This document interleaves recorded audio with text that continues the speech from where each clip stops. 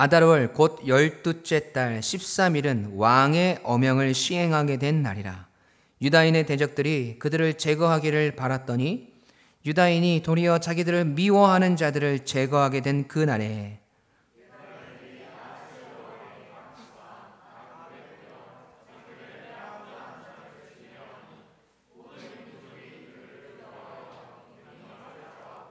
각 지방 모든 지방관과 대신들과 총독들과 왕의 사물을 보는 자들이 모르드게를 두려워함으로 다 유다인을 도우니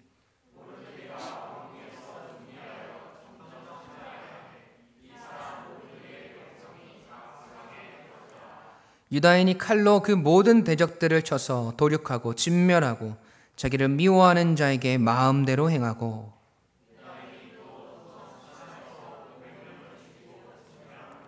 또 바산다다와 달본과 아스바다와 바마스다와 아리세와 아리데와 외사다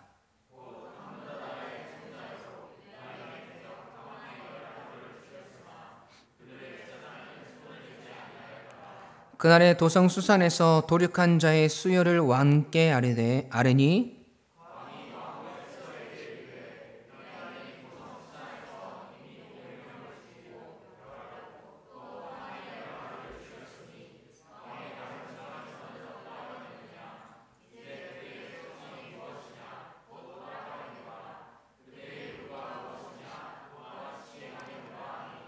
에스더가 이르되 왕이 만일 좋게 여기시면 수산에 사는 유다인들이 내일도 오늘 조서대로 행하게 하시고 하만의 10 아들의 시체를 나무에 매달게 하소서 하니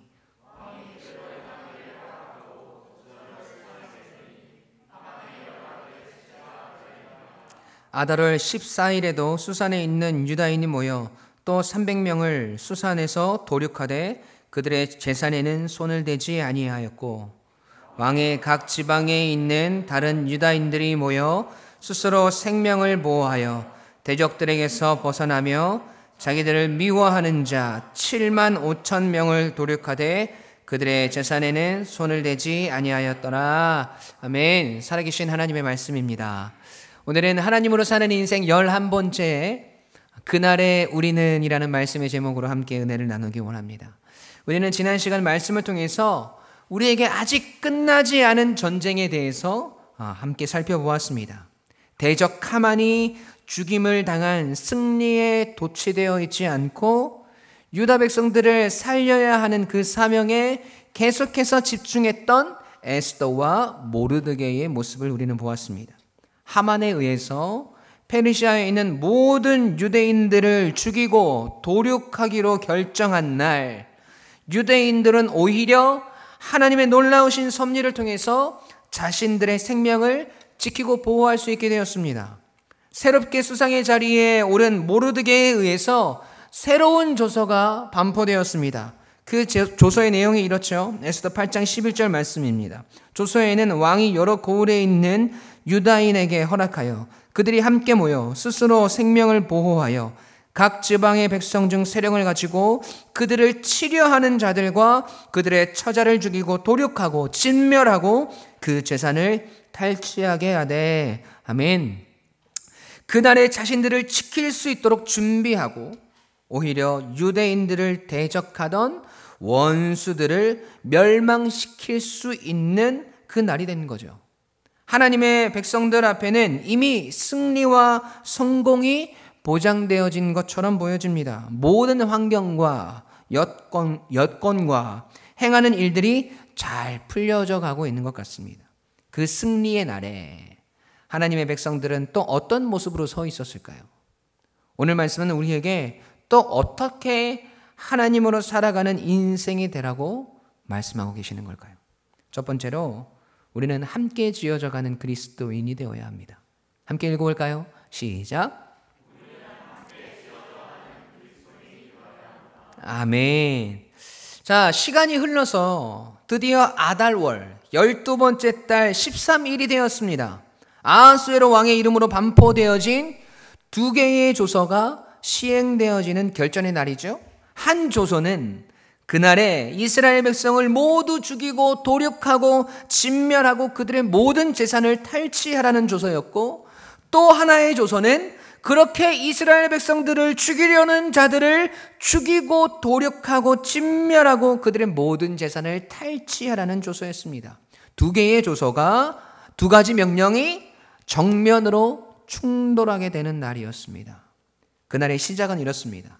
에스더 9장 1절부터 3절까지의 말씀 함께 읽겠습니다. 시작. 아달월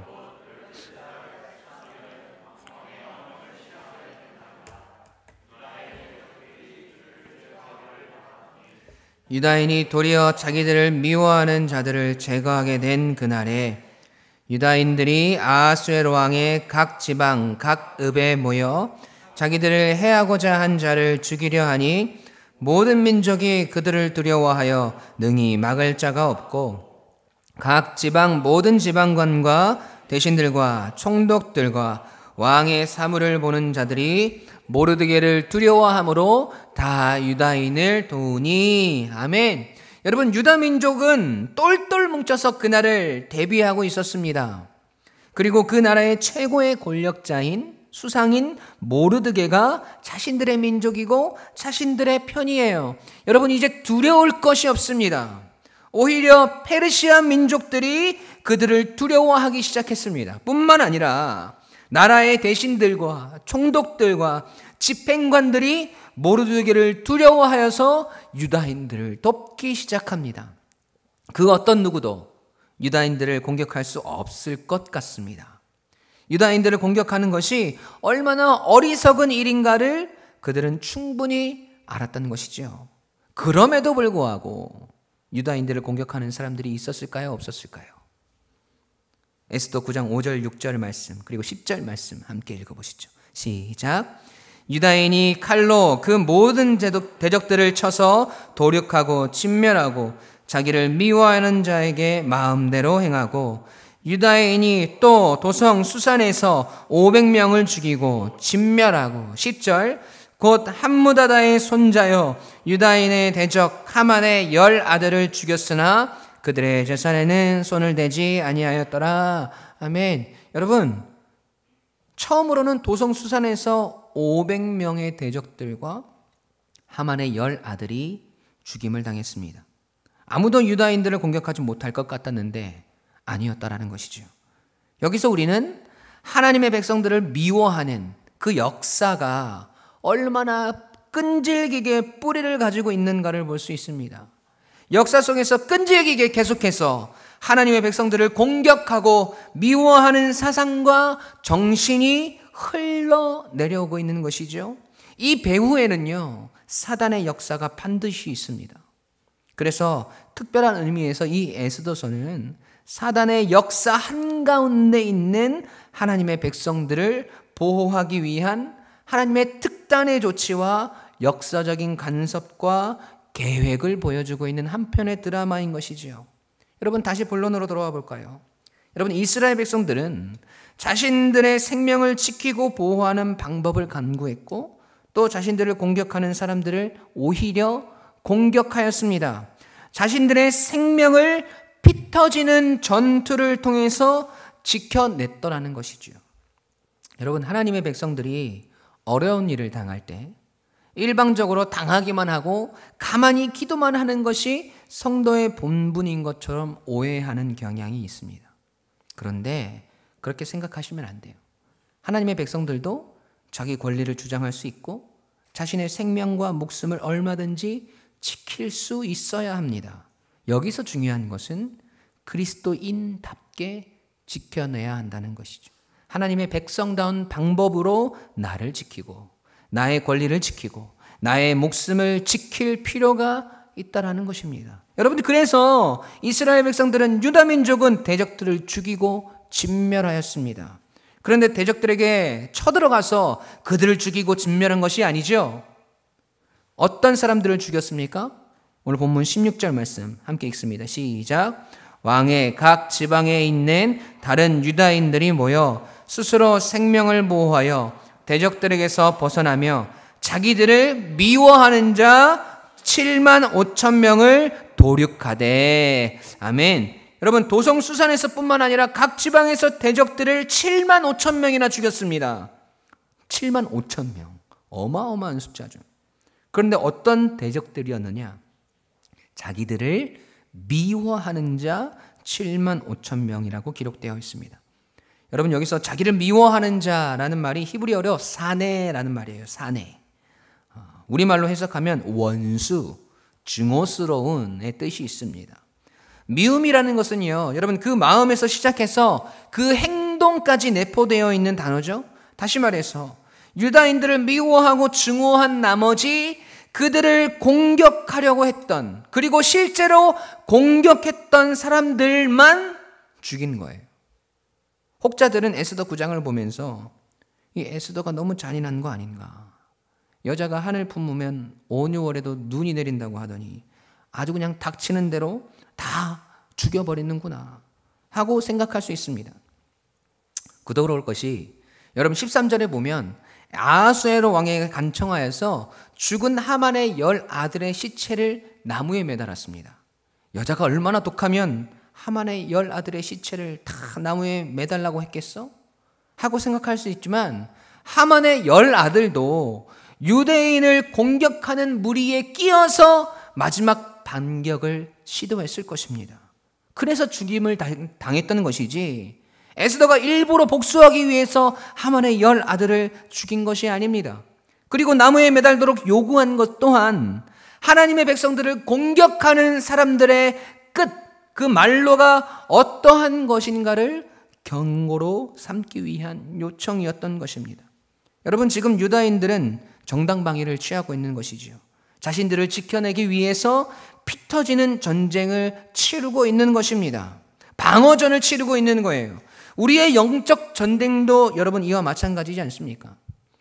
우리는 계속해서 우리를 증오하고 미워해서 우리를 죽이려고 달려드는 사탄의 세력과 계속해서 싸워야 합니다.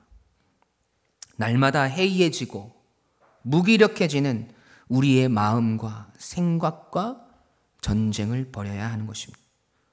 우리는 두려울 것이 없는 하나님의 백성이고 하나님 백으로 살아가는 그리스도인들, 그런 사람들이지만 그런 우리를 넘어뜨리려는 사단의 세력의 공격이 태초부터 끈질기게 우리를 따라다니는 사실을 여러분 잊으시면 안 됩니다. 지금 우리의 삶이 전쟁터이고 그 전쟁터에서 우리는 살아남기 위해서, 우리를 지키기 위해서 우리 자신을 스스로 강하게 만들고 준비하고 훈련해야 되는 것이죠. 여러분, 그런데요, 우리 혼자서는 그 모든 전쟁을 감당하기가 쉽지 않습니다. 날마다 외로운 전쟁을 하는 것 같고, 여러분, 때로는 전쟁터에 나 혼자 덩그러니 홀로 내버려진 것 같을 때가 있습니다. 여러분, 그런 외로운 싸움에서 우리는 반드시 언젠가 지치고 넘어지게 되어 있습니다. 그래서 하나님은 우리를 군사로 부르셨잖아요. 군사. 이 군사라는 말은 사전적 의미로 군인이에요. 군인. 그런데 이 원어적인 의미로 이 군사를 살펴보니까 전쟁을 하는 무리, 전쟁을 하는 민족의 의미를 가지고 있어요. 우리가 그런 존재라는 것이죠. 전쟁을 하는 전쟁을 하는 개인이 아니라는 겁니다. 유다인들은 그것을 너무나 잘 알고 있었어요. 여러분, 오늘 본문 2절의 말씀 한번 보세요. 유다인들이 아하수에로 왕의 각 지방 각 읍에 모여 자기들을 해하고자 한 자를 죽이려 하니 모든 민족이 그들을 두려워하여 능히 막을 자가 없고. 아멘. 여러분, 그들은 각 지방 각 읍에서 함께 어떻게 했어요? 모였습니다. 그렇게 함께 하였을 때 모든 민족들로부터 두려움의 대상이 되었고 그들을 능히 막을 자가 없었다고 성경은 이야기하고 있어요. 여러분, 혼자 싸우는 싸움은요, 외롭습니다. 고독해요. 그리고 금방 지쳐버립니다. 결국 패할 수밖에 없습니다. 그런데 우리가 함께하면 강해져요. 전도서 4장 12절에 이런 말씀이 있어요. 한 사람이면 패하겠거니와 두 사람이면 맞설 수 있나니 세 겹줄은 쉽게 끊어지지 아니하느니라. 아멘. 한 줄로 된 로프보다 세 겹으로 겹쳐 있는 로프가 훨씬 강하고 끊어지지 않는 것처럼 여러분, 우리가 함께 할 때 훨씬 강하고 큰 능력을 발휘할 수 있다는 것입니다. 그렇게 함께 모여서 전쟁을 준비하고 함께 싸워 나가는 곳, 여러분 그곳이 어디예요? 바로 이 교회입니다. 그래서 우리는 함께 모이기를 힘쓰고 함께 하나 되기를 위해서 노력해야 하며 서로 힘이 되어주고 앞에서 끌어주고 뒤에서 밀어주며 함께 이 세상에서의 험난한 전쟁을 함께 해나가야 합니다.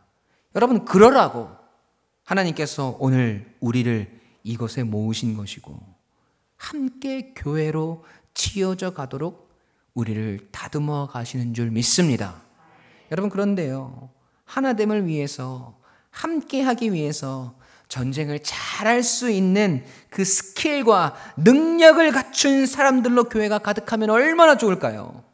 내 마음에 들고 내가 사랑할 만한 사람들로만 교회가 가득하면 얼마나 좋을까요? 그런데 교회는 그런 곳이 아니라는 거죠. 상처 입은 사람들 투성이고 내 마음에 들지 않는 사람들 투성이고 죄인들로 가득한 곳이 바로 이 교회입니다. 본문 2절에서 여러분, 유다 백성들이 모였다고 할 때 이 모여가 히브리어로 카할이거든요. 카할. 그 뜻이 함께 모이다, 다 같이 모으다의 뜻이 있어요. 함께이고 다 같이라는 것이죠. 유다 백성들도 함께 모이기 위해서, 다 같이 모이기 위해서 여러분 얼마나 많은 노력들을 했겠습니까? 그들이 처음부터 100% 그 모든 일들을 다 함께 준비했을까요? 여러분, 저는 그렇다고 생각하지 않아요.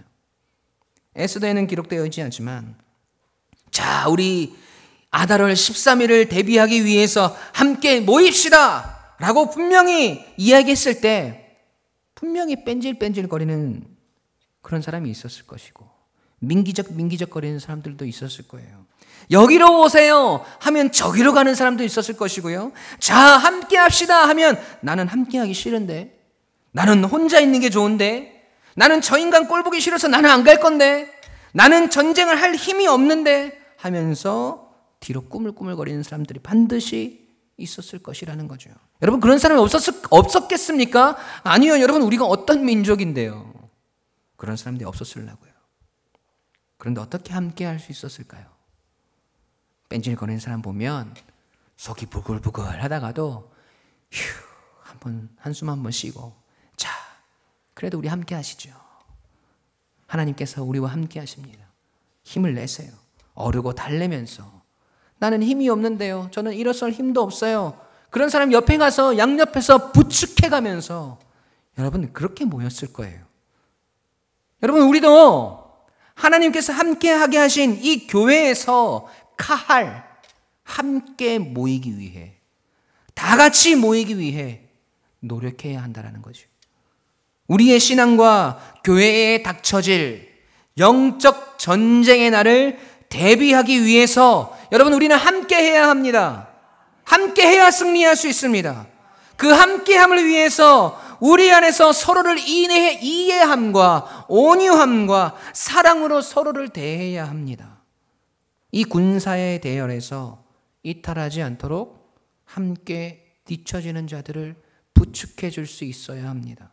그리고 나 자신 스스로가 언제까지 연약한 존재로, 다른 이들에게 부담이 되는 존재로 살아가지 않기 위해 나 자신을 연단하고 훈련하고 노력해야 합니다. 여러분, 힘들다고 이탈해서는 안 됩니다. 괴롭다고 혼자 가겠다고 하면 여러분 결국 망하는 거예요. 함께 다 같이 가야 합니다. 그렇게 한 사람도 소외되거나 뒤처지지 않고 상처받지 않고 우리 모두 함께 다 같이 지켜가고 우리 앞에 닥쳐진 수많은 전쟁들을 승리할 수 있는 우리 유광침례교회가 되어야 할 줄로 믿습니다. 아멘. 두 번째로, 승리의 날을 향해 가는 유다 백성들의 모습을 통해서 우리가 깨달아야 할 것. 두 번째는 그리스도인다운 절제가 필요하다는 겁니다. 함께 읽어볼까요? 시작. 아멘. 여러분, 오늘 본문에 보면요, 유독 계속해서 반복되어지는 문구가 있어요. 에스더 9장 10절 말씀 한번 읽어볼게요. 시작. 곧 함무다다의 손자여 유다인의 대적 하만의 10 아들을 죽였으나 그들의 재산에는 손을 대지 아니하였더라. 15절. 아달월 14일에도 수산에 있는 유다인이 모여 또 300명을 수산에서 도륙하되 그들의 재산에는 손을 대지 아니하였고. 16절. 왕의 각 지방에 있는 다른 유다인들이 모여 스스로 생명을 보호하여 대적들에게서 벗어나며 자기들을 미워하는 자 7만 5천 명을 도륙하되 그들의 재산에는 손을 대지 아니하였더라. 여러분, 어떤 말이 반복돼요? 그들의 재산에는 손을 대지 아니하였더라 라는 구절이에요. 여러분, 유다인들이 대적들의 재산에 손을 대지 않았다는 것은 매우 중요한 의미를 가집니다.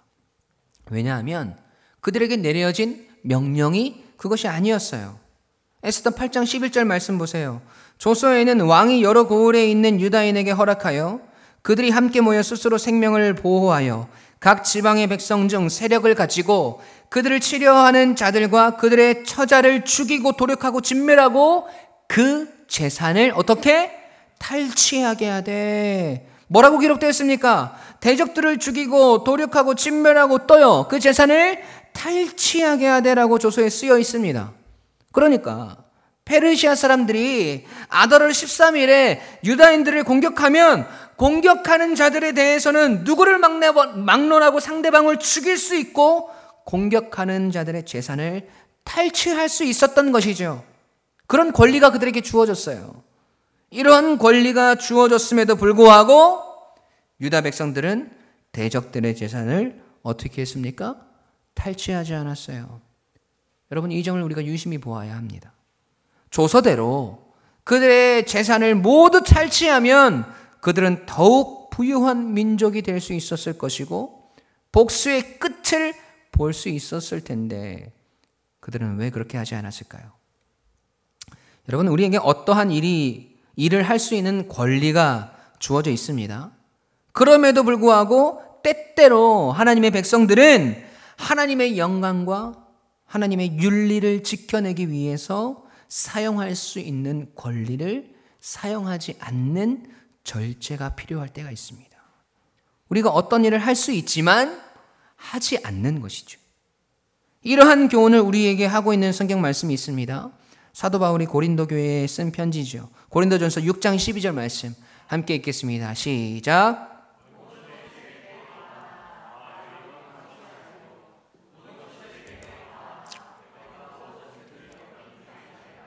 아멘. 여러분, 여기서 사도 바울은 고린도 교인들에게 자유에 대해서 말씀하고 있는 거거든요. 우리 그리스도인들에게 자유가 주어졌지만 사도 바울은 우리에게 이렇게 권면하고 있는 것이죠. 모든 것이 가하다. 너희에게 자유가 있다. 그렇게 해도 된다는 것이죠. 그러나 그것이 가하다고 해서 반드시 유익한 것은 아니다. 반드시 덕스러운 것은 아니다라는 말씀입니다.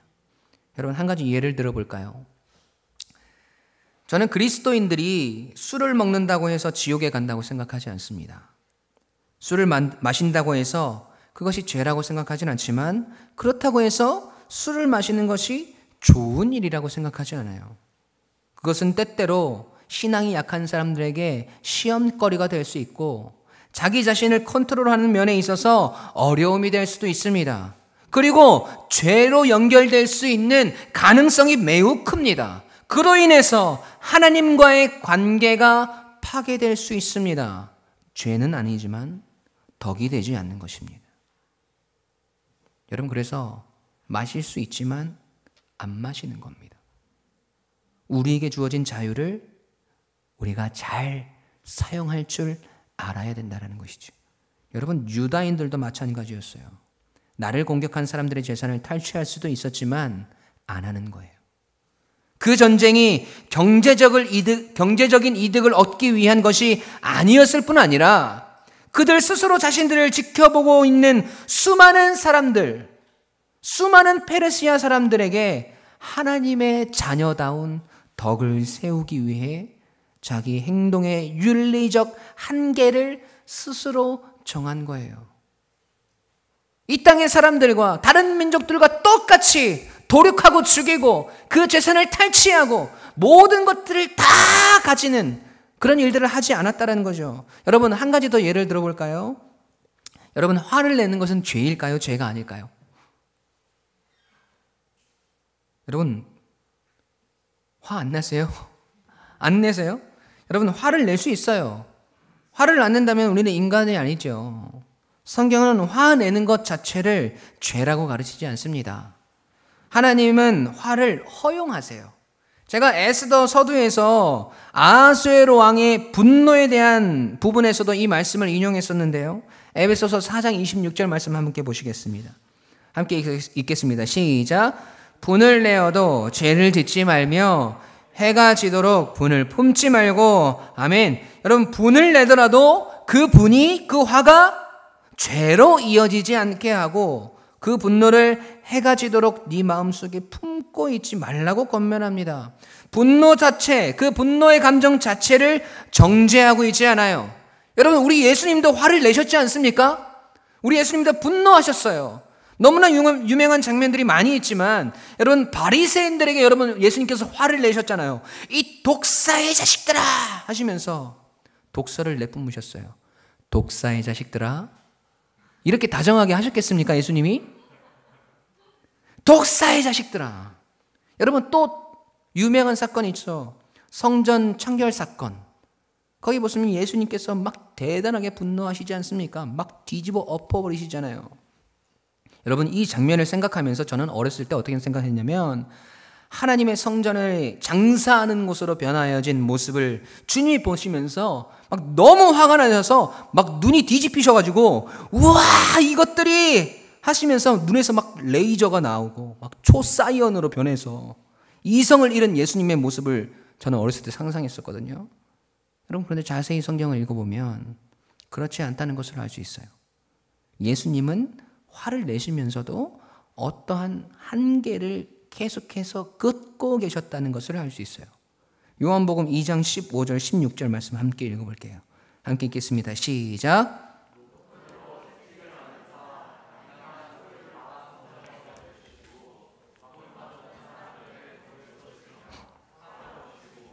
비둘기 파는 사람들에게 이르시되 이것을 여기서 가져가라. 내 아버지의 집으로 장사하는 집을 만들지 말라 하시니. 아멘. 여러분, 예수님을 자세히 한번 보세요. 예수님이 막 흥분하셔가지고 막 이성을 잃어버린 모습이 아니에요. 15절 16절 다시 한번 보시겠습니다. 15절 보세요. 예수님께서 분노하셔서 채찍을 만드셨어요. 그 채찍으로 무슨 일을 하셨냐면 사람들을 내리신 것이 아니라 양과 소를 성전 밖으로 내쫓으셨습니다. 그리고 더 이상 환전을 하지 못하도록 돈이 올려진 상을 엎으셨어요. 16절 보세요. 비둘기 우리를 상하게 해서 비둘기들이 다 날아가 버리면 잡을 수가 없잖아요. 그러니까 비둘기 파는 사람들에게 어떻게 하셨어요? 이것을 여기서 가져가라 라고 말씀하십니다. 여러분, 여기에 이성을 잃고 닥치는 대로 행동하는 예수님의 모습을 찾아볼 수 있습니까? 여러분, 저희 같았으면 어떻게 했을까요? 정의감에 불타가지고 이성의 줄을 놔버리고 말했을 겁니다. 이것들이 감히 하나님의 성전에서 이러면서 채찍을 만들어서 양과 소도 때렸겠지만 그거 막으려는 사람들도 막 때렸을 거예요. 환전하는 사람들의 그 상을 뒤집어 엎는 것에서 그치지 않고 아마 그 상들 다 불태워버렸을걸요. 돈통들도 다 불살라버렸을걸요. 비둘기 파는 사람들에게 가서는 그 비둘기 모가지 다 비틀어버리고 장사꾼들에게 던지면서 내쫓았을 겁니다. 하나님의 정의라는 이름으로. 그런데 예수님은 절대로 이성을 잃지 않으셨다는 거예요. 강력한 경계를 주시기 위해서 화를 내는 행동을 분명히 하셨지만 그 와중에도 주님은 자신을 철저히 컨트롤하고 있으셨고 그들을 배려하고 계셨다는 겁니다. 여러분, 자기 행동의 한계를 정하고 그것을 지킬 줄 아는 능력, 철저하게 자기 자신을 컨트롤할 수 있는 능력, 여러분, 이것을 성경에서는 절제라고 이야기합니다. 이 절제가 결국에 우리를 그리스도인다운 모습으로 변화시켜주고 있는 것입니다. 여러분을 화나게 하는 사람이 있습니까? 도저히 억울해서 끓어오르는 분노를 참을 수가 없습니까? 네, 그럼 여러분 화를 내세요. 너무 화 안 내고 참기만 하면 건강을 위해서 별로 안 좋습니다. 여러분의 목숨을 보존하기 위해서 백해무익해요. 그런데 조금씩만 화를 내세요. 내가 나를 컨트롤할 수 있는 범주 안에서만 화를 내십시오. 그리고 그리스도인답게 화를 내십시오. 이 세상 사람들이랑 똑같이 앞뒤 안 가리고 달려드는 것이 아니라 그 화 가운데서도 상대방을 향한 배려와 그리스도인다운 덕을 세움에 대한 생각들을 빼놓지 않으셔야 된다는 겁니다. 아니 목사님, 화 한 번 내는데 뭐 그렇게 복잡합니까? 그냥 한번 확 질러버리고 풀면 되는 거지. 그냥 앞뒤 안 가리고 내질러야 이 속에 화가 사그라들 텐데요 하시는 분들은 회개하셔야 합니다. 여러분의 한번 쏟아버리는 그 화가 앞뒤 안 가리고 내지르는 그 목소리를 통해서 누군가의 영혼이 하나님을 영영 떠날 수도 있습니다. 그렇게 화를 내는 우리의 모습을 바라보며 사람들은 예수님을 욕하고 교회를 저주할 수도 있습니다.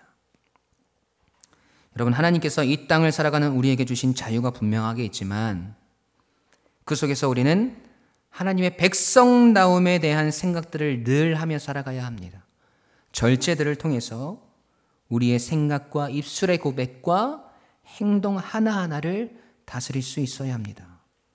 우리에게 확보되어진 권리도 때로는 포기할 줄 알아야 합니다. 그리스도인다운 절제가 우리의 삶 가운데 나타나야 합니다. 복잡하고 어렵고 힘들어도 그 삶을 살아내야 합니다.